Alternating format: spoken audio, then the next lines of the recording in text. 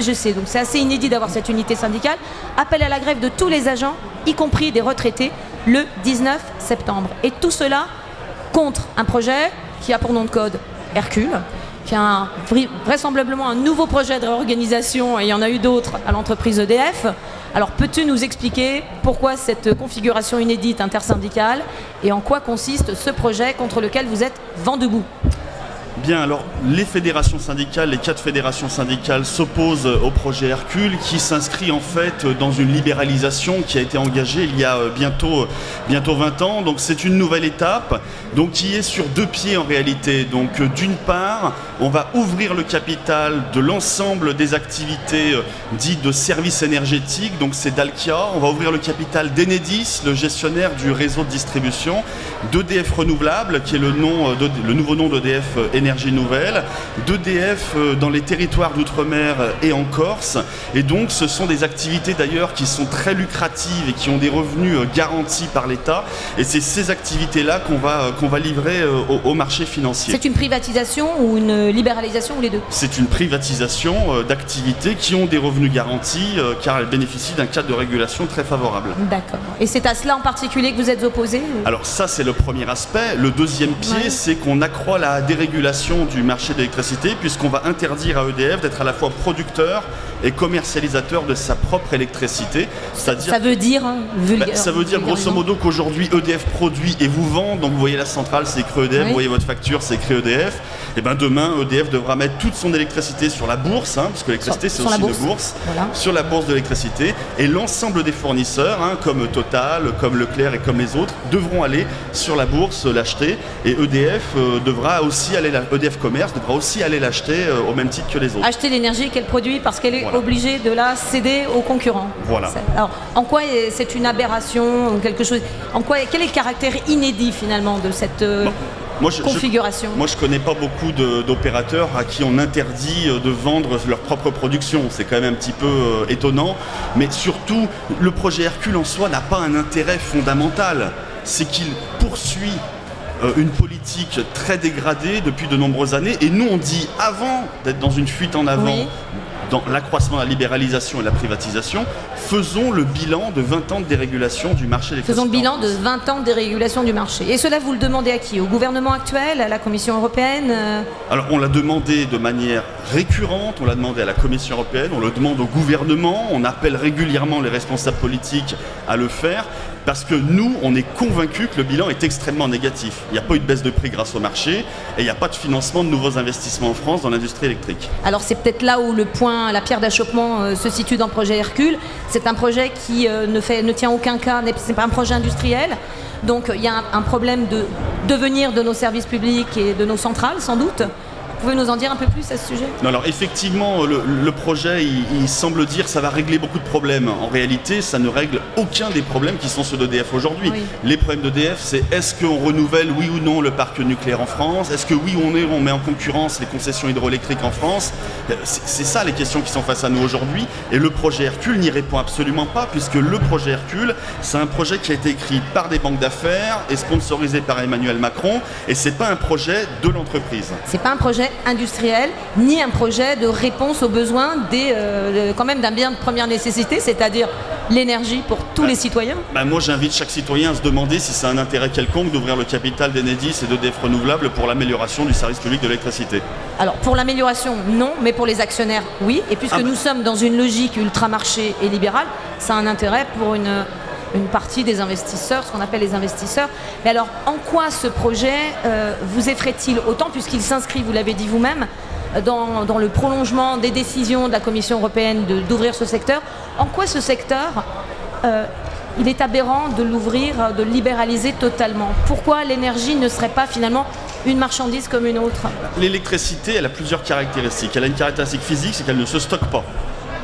Ne se stocke pas. Donc c'est un élément qui est très important parce que ça demande à dimensionner correctement les moyens de production. Le kilowattheure manquant peut provoquer une rupture d'approvisionnement.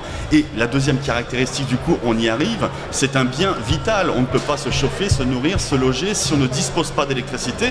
Donc ça demande à le confier à des acteurs qui ont une visibilité à long terme et qui ne demande pas un retour sur investissement hyper rapide. Et c'est incompatible avec la logique financière qui demande un retour sur dividende très élevé, voire à capturer, à constituer des rentes garanties. Bon, aujourd'hui, on le sait, hein, pour EDF, 23 milliards de dividendes versés en une dizaine d'années, par exemple. Néanmoins, dans la foulée de l'annonce de ce projet Hercule, hein, un peu avant l'été, je crois, il y a eu aussi, à la surprise générale, une annonce du gouvernement, et je crois que Macron lui-même l'a relayé, le président. Il y aurait un projet de renationalisation de certains actifs d'EDF. Alors, faut-il y voir quelque chose de positif? Quelle est la lecture qu'on peut faire? Quelle est l'analyse que vous faites? Bon, alors il faut être très clair, il n'y a pas de renationalisation. Quand on ouvre le capital de 2/3 des activités du groupe EDF, j'appelle pas ça une renationalisation. En fait, effectivement, il est question éventuellement de conserver dans le giron public les activités nucléaires et thermiques, éventuellement, mais il n'y a pas de garantie. En fait, c'est très simple. Qu'est-ce qu'on est en train de faire? On demande à l'État de supporter les investissements longs et sur le long terme, hein, parce que le nucléaire, c'est des durées d'amortissement qui sont sur 40 à 60 ans.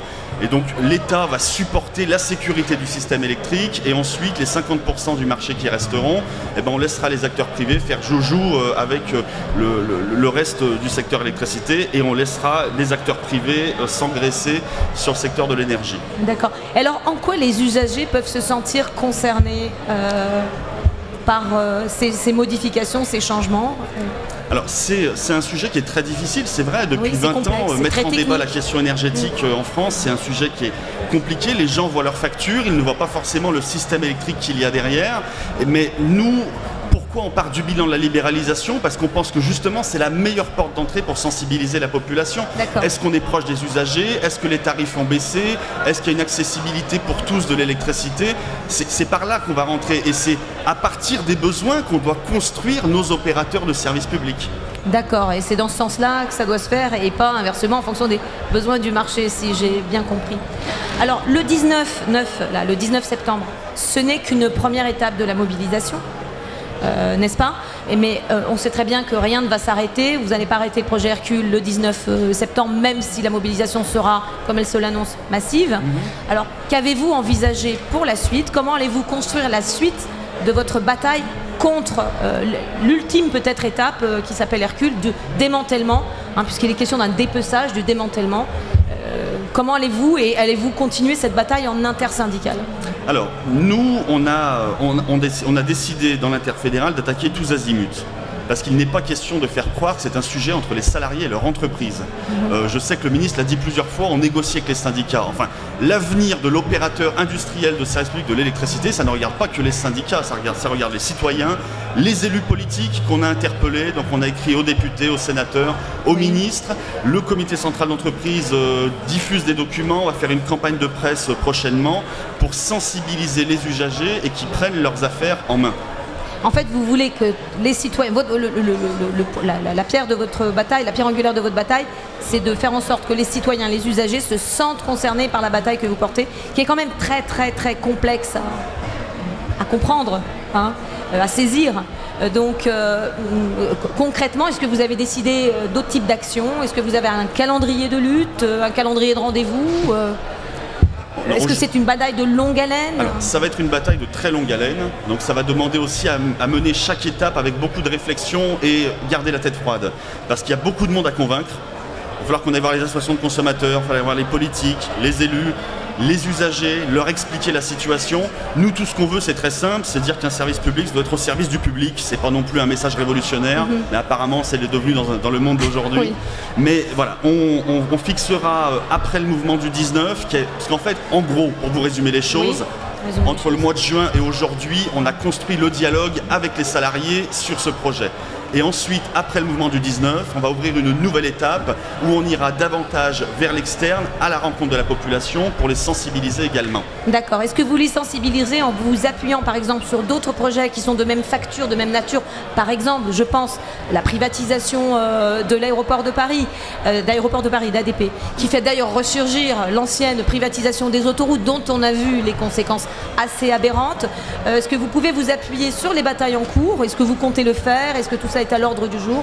Alors nous, effectivement, ce dossier rappelle exactement d'autres privatisations. Vous avez dit les autoroutes, ADP, c'est en ce moment. On pourrait citer Suez, le gaz. Suez, Gaz de France. On peut prendre aussi sur le volet industriel, même si ce n'était pas une privatisation à proprement parler, c'était la vente d'Alstom à General Electric, sur la question de la maîtrise industrielle en France. Donc toutes ces batailles-là aussi, elles montrent que dans l'esprit des Français, il existe une certaine remise en cause de la libéralisation à outrance. Oui.